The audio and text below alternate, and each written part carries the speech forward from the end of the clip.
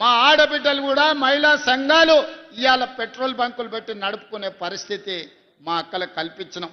Hitech city పక్కన Infosys, Microsoft, hitech city లాంటి సంస్థలు ఉంటే 3.5 ఎకరాలల్లో 150 షాపులల్లో రాష్ట్రం నలుమూలల ఆడబిడ్డలు చేసే ఉత్పత్తులను అమ్మడానికి పెద్ద నైట్ బజార్ను, ఇందిరా మహిళా శక్తి నైట్ బజార్ను, శిల్పారామం ఆనుకొని 100 కోట్ల రూపాయల భూమిని ఇవాళ మా అక్కలకు ఇచ్చినాం.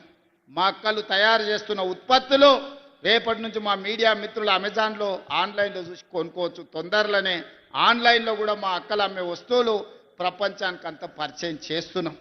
ఇవాళ ఈ రాష్ట్రంలో 1 కోటి మంది మహిళల్ని కోటీశ్వరులను చెయ్యాలి.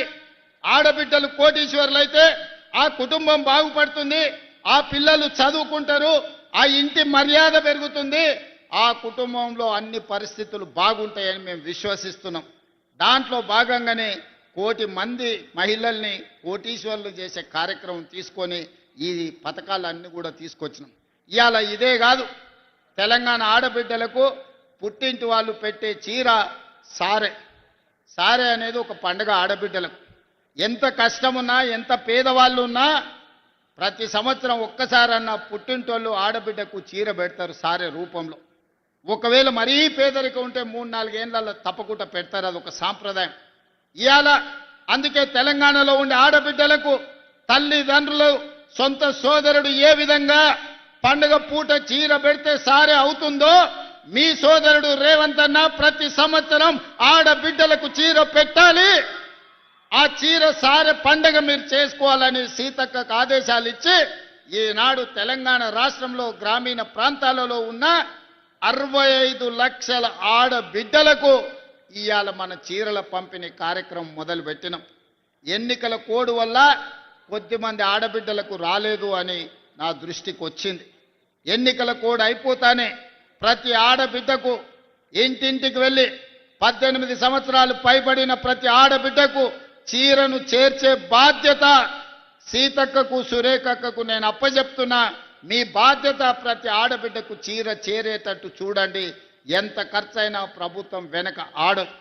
ఇలా సంవత్సరం కింద ఆర్డర్ ఇస్తే 65 లక్షలు వచ్చినాయి, ఇంకా 35 లక్షల చీరలు రావాలి. మార్చిలో ఇస్తామన్నారు ఉత్పత్తి సంస్థలు.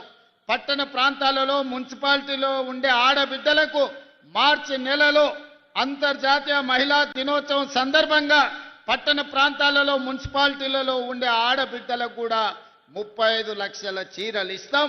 మొత్తానికి రాష్ట్రంలో 1 కోటి మంది ఆడబిడ్డలకు 1 కోటి చీరలు పెట్టి సారబెట్టే బాధ్యత ఈ ప్రభుత్వం తీసుకుంటుంది.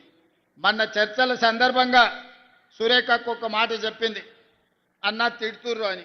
ఎందుకు అక్క అన్న? ఏమో అన్న, కేసీఆర్ ఉన్నప్పుడు బతుకమ్మ చీరిస్తే చీర తీసుకున్న ప్రతి ఆడబిడ్డ బండబూతులు తిట్టేది కేసీఆర్ను. గింత పనికిమాల చీరిస్తాడా, ఇది తీసుకుపోయి చేన్ల కాడ పిట్టల కడ్డం కడుతున్నాం, వాళ్ళు కట్టుకుంటారా ఈ చీర అని. కరెక్టే అక్క, మరి నాడు అట్లనే తిట్టిండ్రు అని.